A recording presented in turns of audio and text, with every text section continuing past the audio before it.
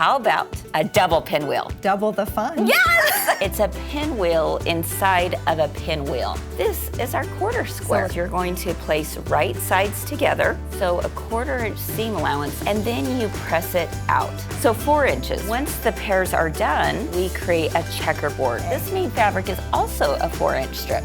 Right sides together, so a 1/4 inch seam allowance on both ends. Are you ready for the magic? Flip it over, take this center line right here, place it directly on top of that center seam, and then I make sure that my little arrows are resting on the bottom seam. Dun, da, da, da. Oh, I love this. Here is the tip. I'm gonna rotate my fabric, and as long as I always have my light color on the left, all of my blocks will be the same. Oh. And there we go, folks.